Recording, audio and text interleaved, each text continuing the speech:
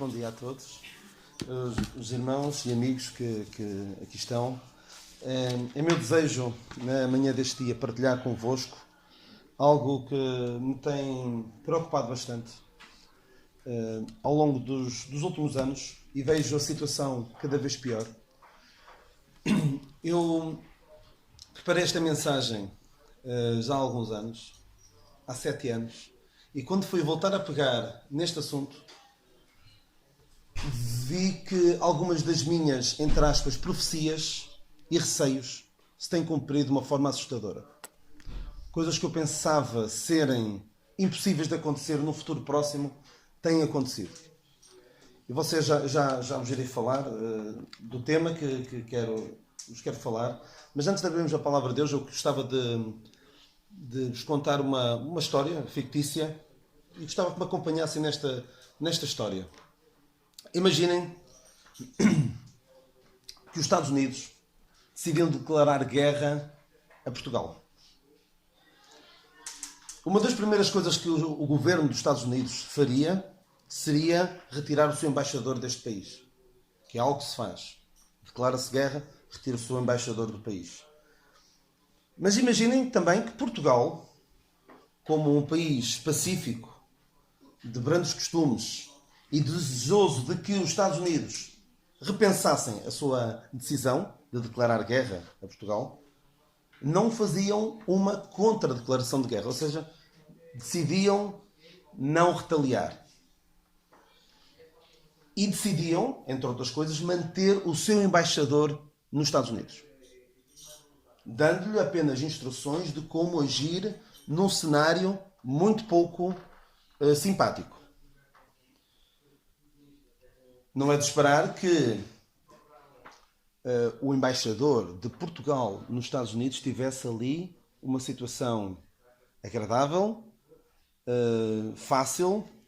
Seria de esperar que ele tivesse, que o embaixador de Portugal nos Estados Unidos receasse algum confronto físico, o desprezo dos americanos e muita propaganda negativa acerca do seu país, acerca de Portugal. Agora vamos abrir a palavra de Deus e já irão perceber, alguns já terão percebido porque é que eu estou a contar esta história. 2 Coríntios 5:20. 2 Coríntios 5:20.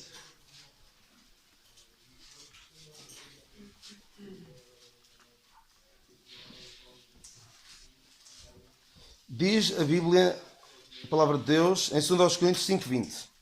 De sorte que somos embaixadores da parte de Cristo, como se Deus por nós rogasse. Rogamos-vos, pois, da parte de Cristo, que vos reconcilieis com Deus. Eu irei ter de ser um pouco rápido nas citações bíblicas, porque estamos um pouco limitados no tempo. Por isso peço desculpa àqueles que não conseguirem acompanhar com grande rapidez. Ora bem, tanto a ilustração que eu vos contei, como esta passagem que acabamos de ler, falam-nos de embaixadores. E nós, na verdade, somos embaixadores dos céus neste mundo. Vivemos num mundo que não é, tenham lá paciência, mas não é como dizia Louis Armstrong naquela música What a Wonderful World. O nosso mundo não é maravilhoso. O nosso mundo é um mundo que declarou guerra a Deus. Declarou guerra a Deus ao longo dos séculos. E nós somos embaixadores de Deus neste mundo, no mundo que declarou guerra a Deus. Não esperem uma vida fácil. Não esperem grande simpatia, grande compreensão por parte dos habitantes deste mundo. Nós temos visto isso. E vamos ver algumas situações em que, de facto, nós temos de estar alerta. Atenção, Deus não declarou guerra a este mundo ainda. Deus optou por manter os seus embaixadores neste mundo e, na esperança, porque Deus quer que todos os homens se salvem e venham ao conhecimento da verdade, na esperança de que alguns se salvem. Manteve-nos cá com essa missão, de ajudar a que alguns queiram também ser embaixadores dos céus neste mundo. Mas Ele não promete vida fácil. Mas virá o dia em que Deus vai retirar os seus embaixadores deste mundo. vai levar-nos a nós, os seus filhos, os crentes, salvos pela graça de Deus, vai tirar-nos deste mundo, vai arrebatar-nos, vai levar-nos para junto de si, para estarmos sempre com Ele. E depois vai, isso sim, declarar guerra a este mundo, irá enviar castigos como este mundo nunca viu. Vejamos então como é que o mundo declarou guerra a Deus. Como é que rejeitou Deus? Vemos Adão e Eva a rejeitarem a palavra de Deus.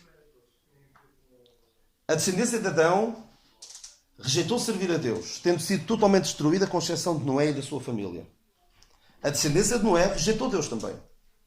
Declarou guerra a Deus, rebelando-se contra ele na construção da Torre de Babel. A seguir, Deus chamou Abraão, mas a sua descendência, por várias vezes, rejeitou a Deus.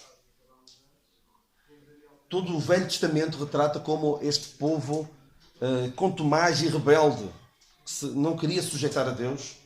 Esta nação que Deus escolheu rejeitou várias vezes Deus Pai. E nós vemos que durante 400 anos, depois do profeta Malaquias, Deus não falou. Enviou o seu filho. E o mundo rejeitou, a nação de Israel rejeitou o Deus Filho. Posteriormente, também vemos como a nação de Israel rejeitou o Espírito Santo. Ao apedrejar Estevão, cheio do Espírito Santo, vemos aqui também mais uma declaração de guerra a Deus. E no presente nós vemos toda a humanidade em rebelião para com Deus, rejeitando a sua mensagem de salvação. Ainda vamos ver no futuro toda a humanidade a querer juntar-se para tentar destruir o Senhor quando Ele voltar para reinar. E mesmo depois do seu reino de 1000 anos, alguns ainda se vão rebelar contra Deus. Ou seja, o ser humano é mau, é perverso de coração. Eu não compreendo como é que há pessoas que dizem que são boas pessoas. Ou que há boas pessoas. Não há boas pessoas. O ser humano tem em si mesmo uma natureza que o afasta de Deus. Não quer nada com Deus.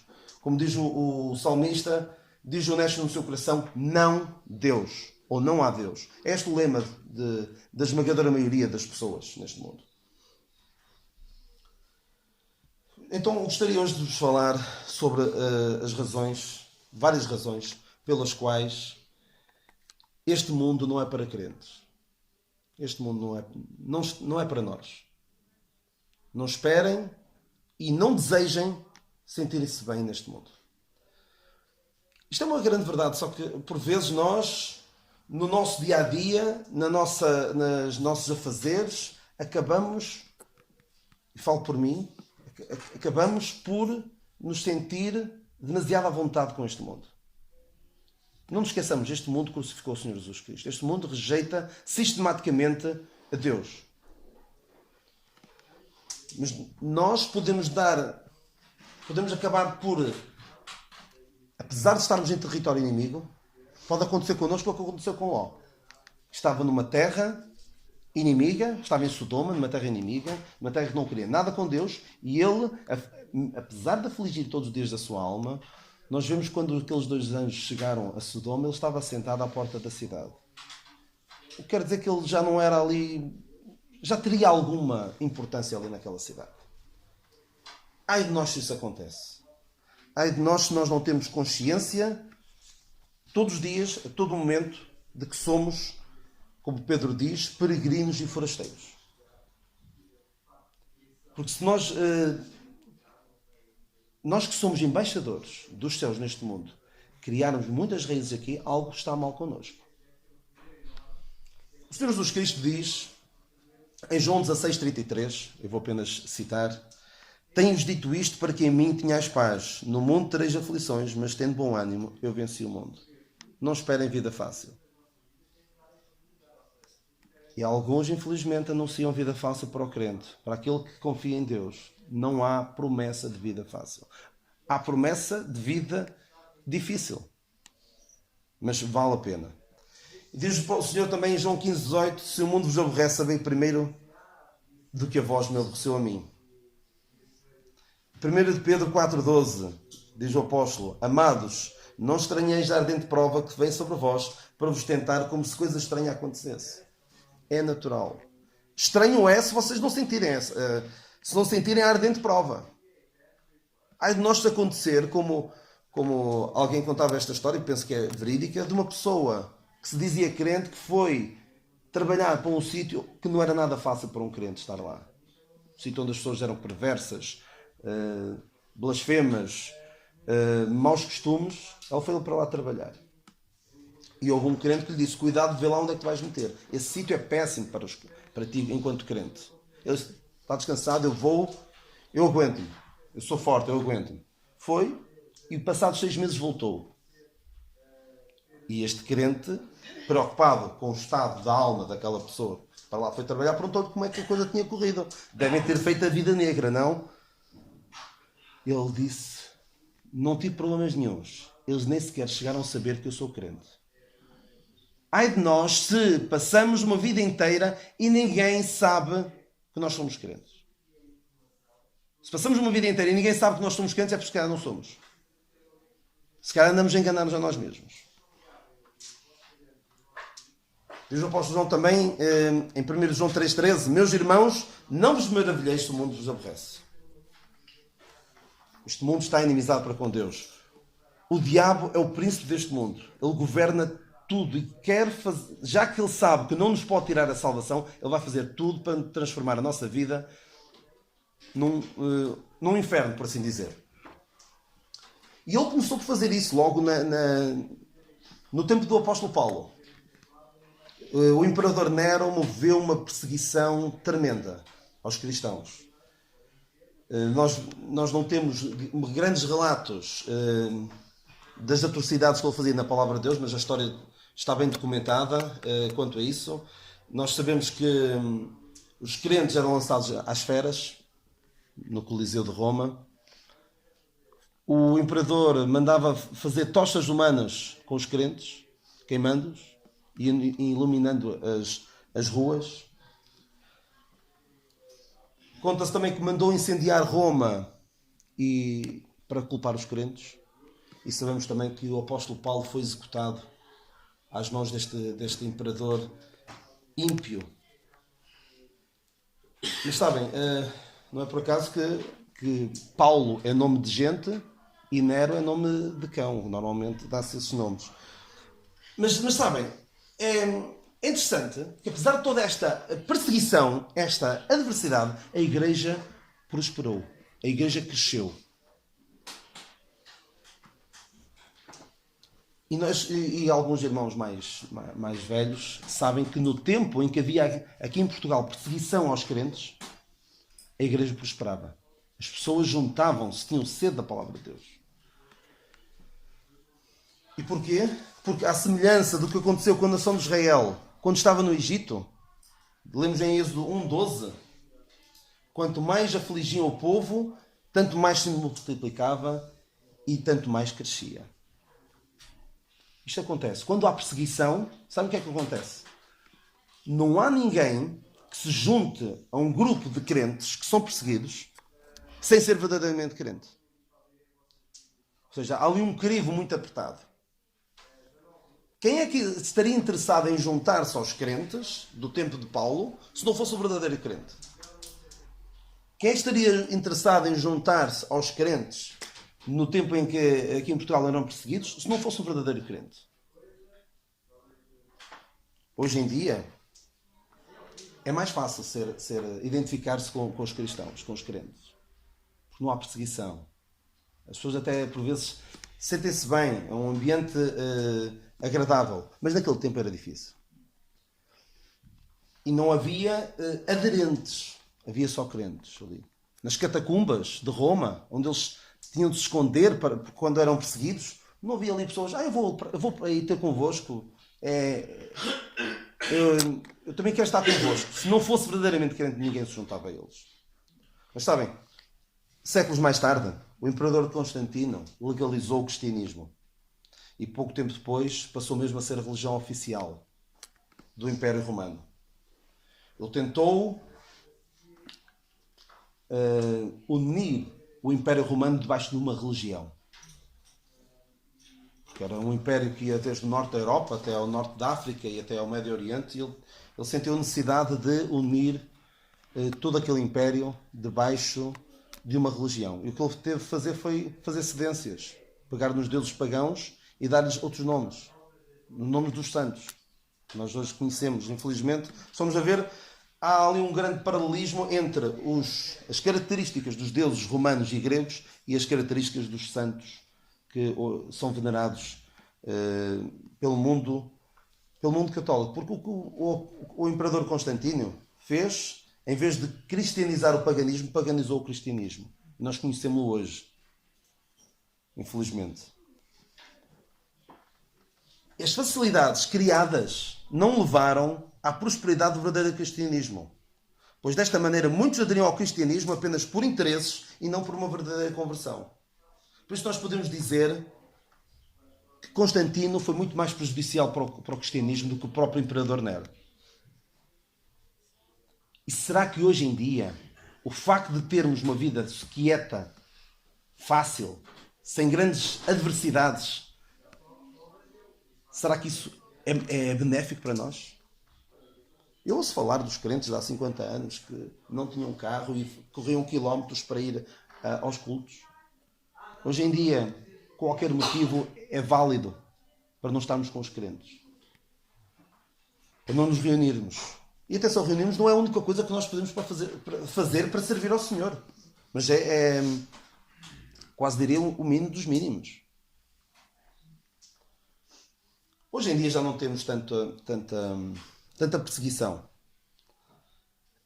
pelo menos visível, feroz, como outrora. E por isso, por vezes, há pessoas que vêm se juntam aos crentes, vêm à igreja e não são verdadeiramente nascidos de novo. Mas eu não entendo. Eu não entendo como é que uma pessoa... Eu não sei se está aqui alguém que ainda não aceitou verdadeiramente a salvação que Deus oferece, mas não entendo. Como é que pode estar aqui alguém que sistematicamente, semana após semana, ouve dizer que está em grave perigo, o seu pecado afasta-o de Deus, o seu pecado vai levar, em último caso, à condenação eterna, e continua impávido e sereno. Não se passa nada.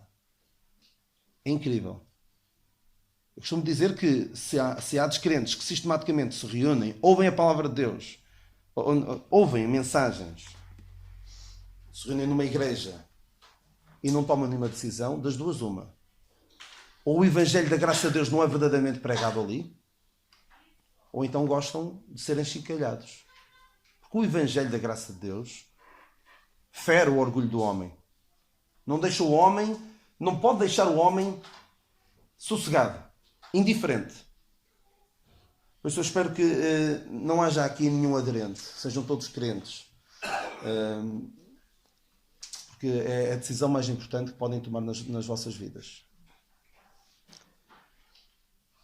Mas sabem, hoje em dia, o diabo tem sempre criado formas de atacar os crentes. Tornar a vida dos crentes o mais difícil possível. Hoje em dia o que ele faz é desacreditar a Bíblia, tudo o que diz respeito a Deus. E ele tem uma grande vantagem. Ele governa. Ele está por trás dos meios de comunicação social. Experimentem abrir uma revista, experimentem abrir um jornal, experimentem estar alguns minutos em frente a uma televisão. Digam-me se encontram alguma coisa que promova Deus, o cristianismo ou os princípios bíblicos. Não encontram. Dificilmente encontram. Encontram isso e o contrário.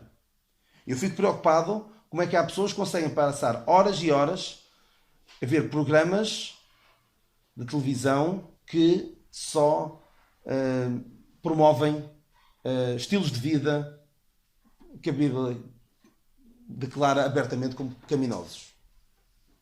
E nós estamos a ser bombardeados com propaganda deste mundo, propaganda do nosso inimigo.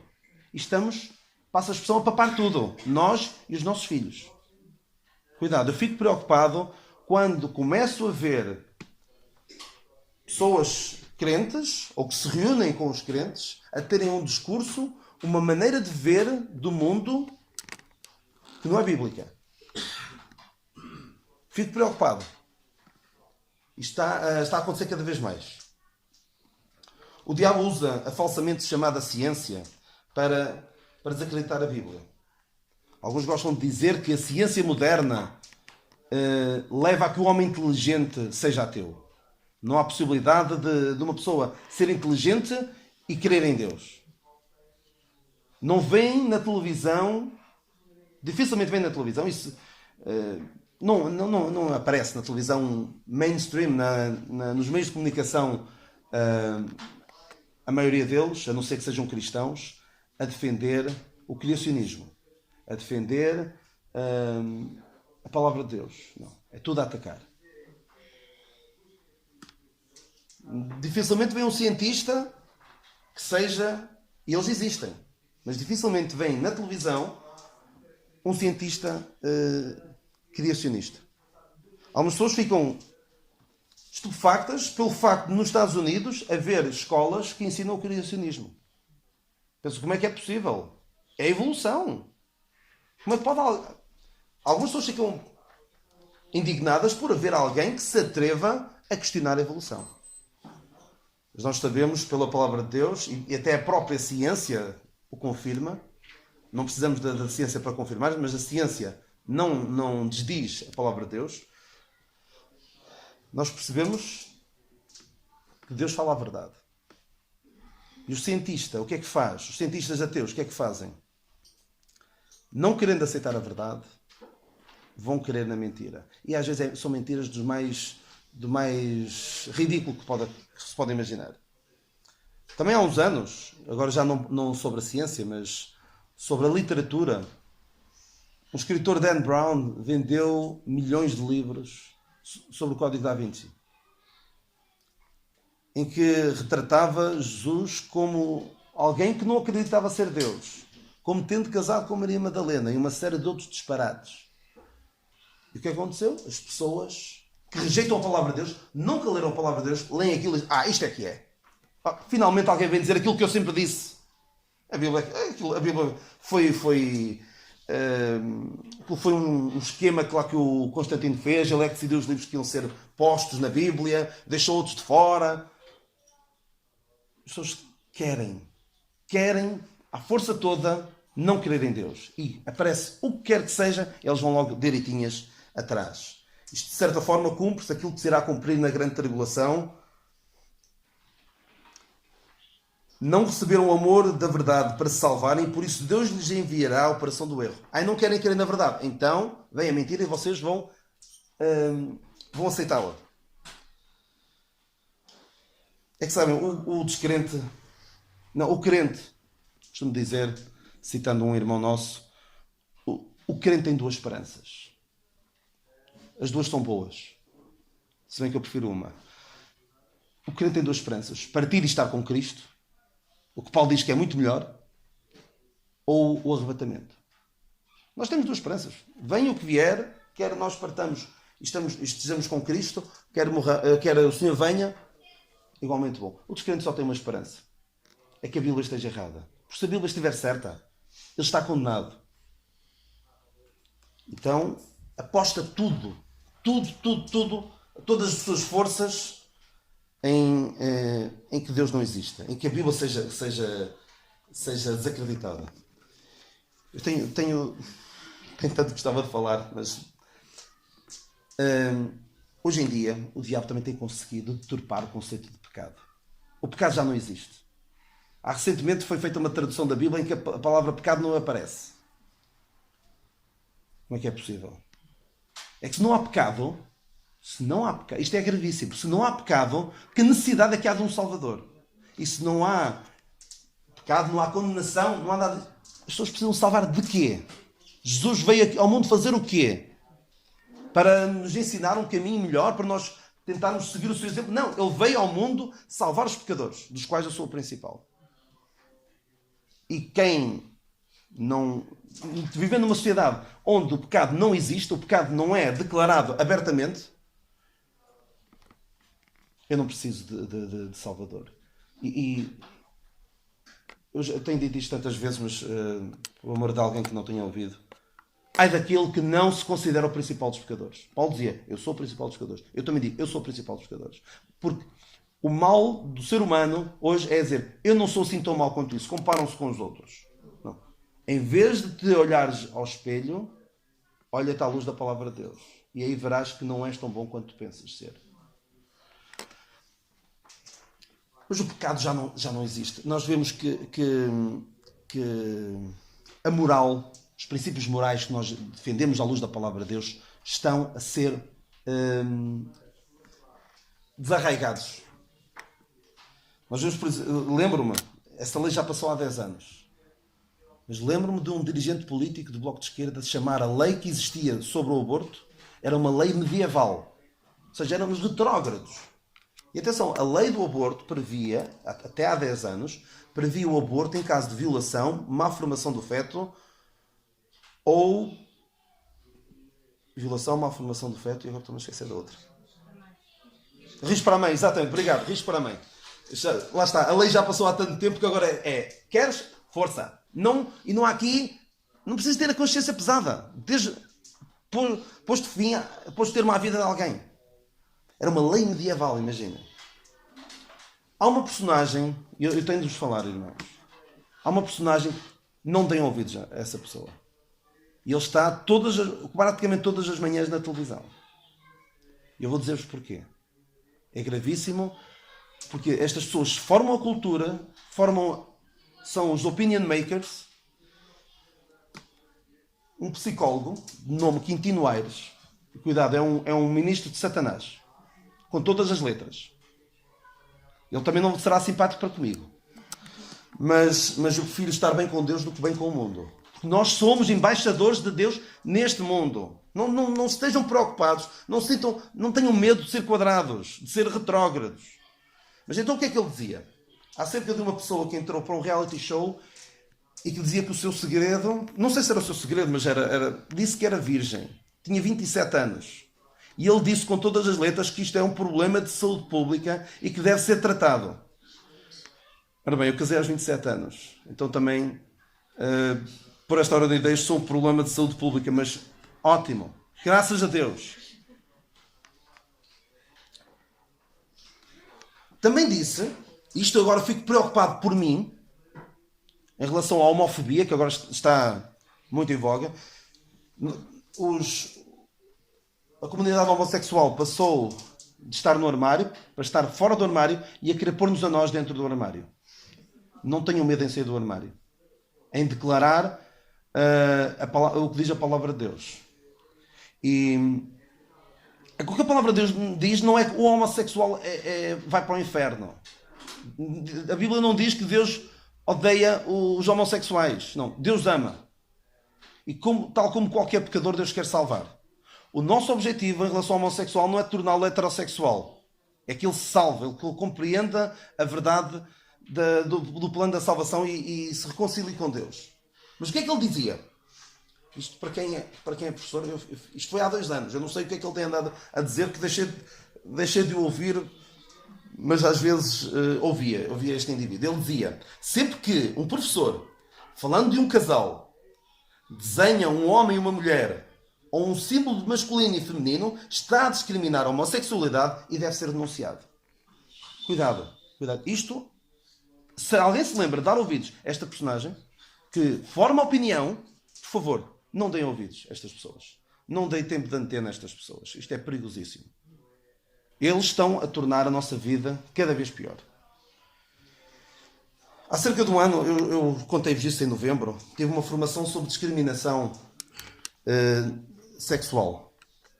Escrevi-me, deu para aprender alguma coisa, mas deu principalmente para perceber o rumo que leva este país. O rumo, a doutrina de demónios que já está arraigada em professores. Professores que são formadores de crianças, adolescentes e futuros adultos. Então houve lá uma dinâmica de grupo em que faziam afirmações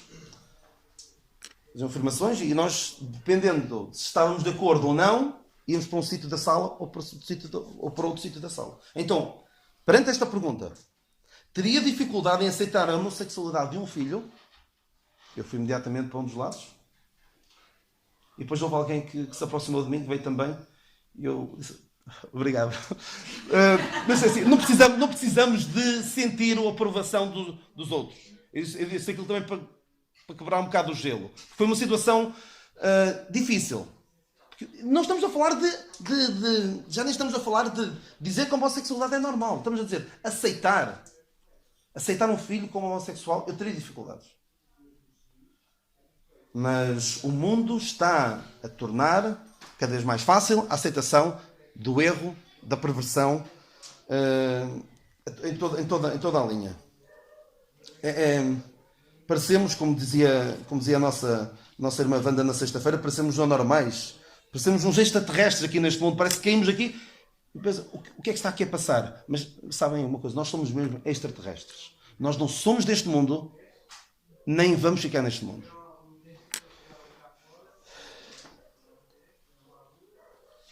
Ainda nesta semana houve um casal cristão que tem algum mediatismo nos Estados Unidos, e a razão deles serem mediáticos é que têm 19 filhos, não usaram métodos anticoncepcionais e têm 19 filhos e tiveram programas de televisão.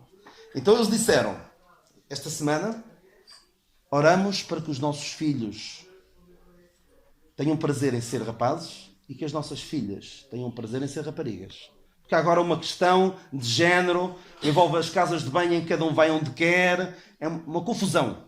E quando isto chegar aqui a Portugal, eu não sei como é que vai ser. Olhem para os Estados Unidos e pensem assim, daqui a uns tempos é cá. Então eles escreveram isto.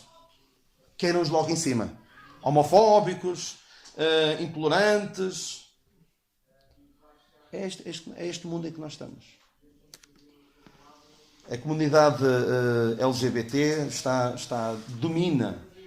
domina muita da opinião que se faz. Dificilmente vem alguém na televisão a falar contra. Atenção. Não pensem, olha, este aqui é só homossexualidade. Não. É que é um pecado, claro, à luz da palavra de Deus, e que toda a gente quer que não seja pecado.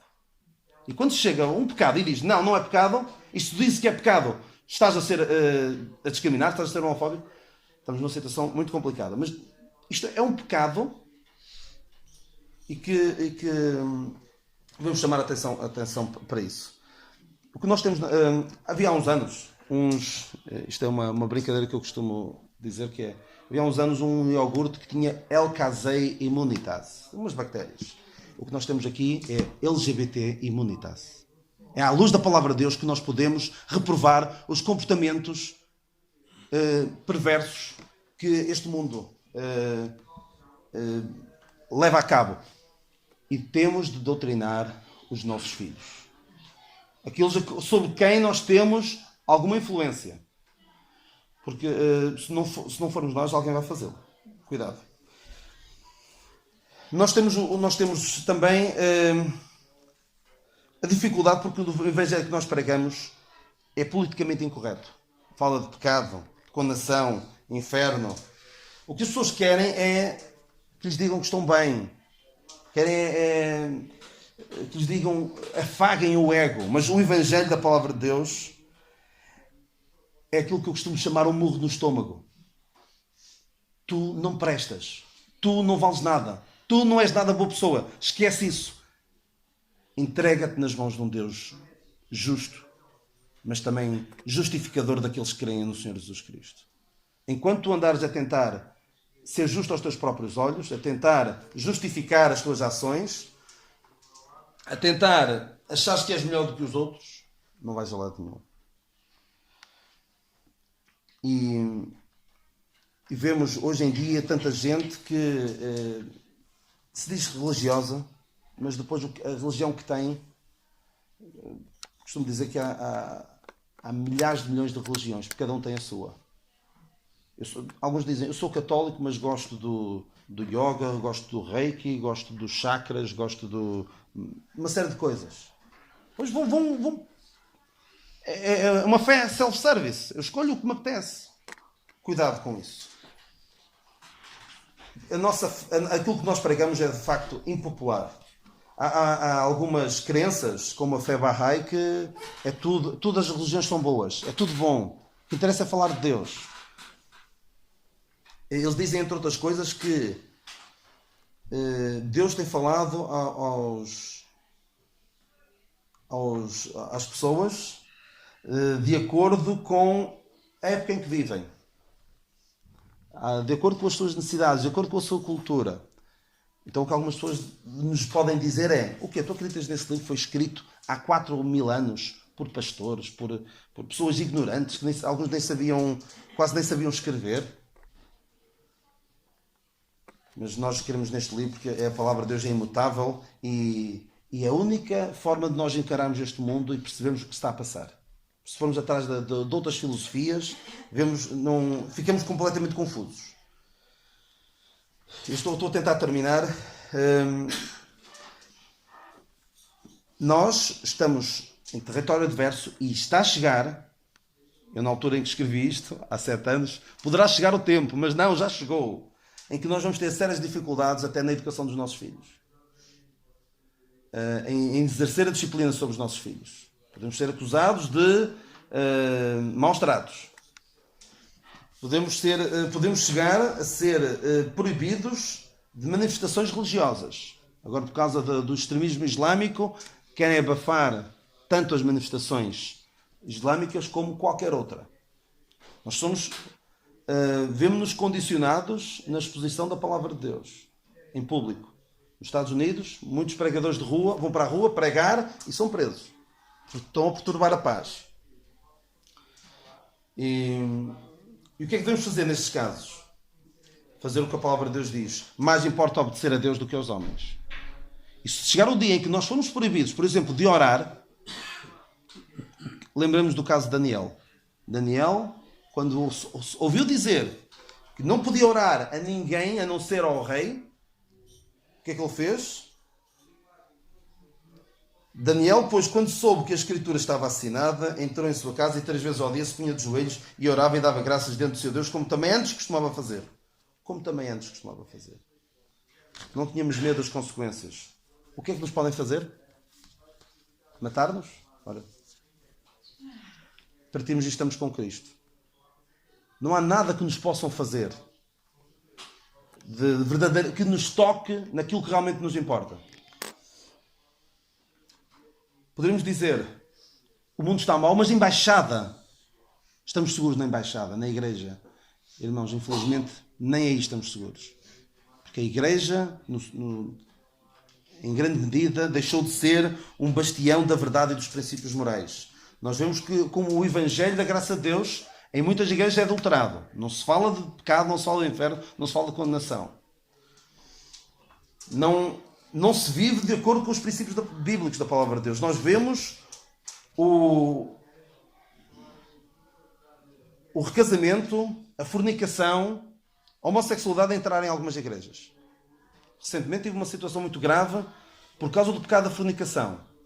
Os anciãos não faziam nada contra aquilo. E acham normal. Cuidado.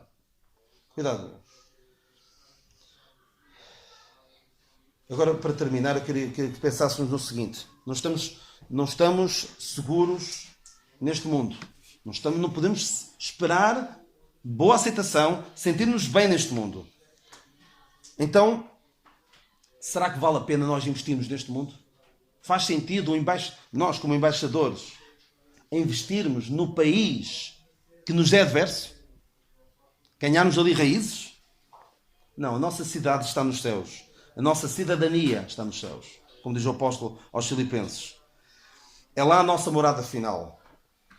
Eu sempre achei um pouco, desculpem lá a expressão, um pouco ridículo aquelas pessoas que são imigrantes em França e fazem lá a sua vida, vivem lá o tempo praticamente todo, depois fazem aqui uma casa, uma mansão, quase nunca vêm cá. Um pouco são maus gastos. E nós, ao gastarmos aqui neste mundo, que nós não vamos ficar cá, não somos de cá, não investamos cá. Não consumamos propaganda de cá. Consumamos a propaganda, não. A palavra de Deus. Enchamos as nossas mentes com a palavra de Deus. Tal como não. Quando o Senhor ascendeu aos céus, os discípulos ficaram a olhar para o céu, não foi? E os anjos tiveram de vir e dizer: porquê é que estás a olhar para o céu? E a nós alguém terá de nos dizer porque é que estás a olhar para a terra? Porque é que estás a olhar para o mundo que rejeitou a Deus e que te é adverso? Olha para os céus. Diz o apóstolo Paulo, buscai as coisas que são de cima. Diz o Senhor, ajuntai os tesouros nos céus. Irmãos e amigos, tenhamos consciência disto, do sítio onde nós estamos, da nossa missão enquanto embaixadores, que é conduzir almas para Cristo. Não é ganhar uns raízes aqui, é defendermos a palavra de Deus, defendermos os princípios da palavra de Deus. E não tínhamos medo, com as retaliações. Temos de ser firmes. Porque se nós não defendermos a verdade da palavra de Deus, ninguém vai fazer. Até há uns anos nós ainda podíamos contar, entre aspas, com os católicos que tinham alguma moral cristã, que nos ajudavam eram quase um tampão à entrada da perversão.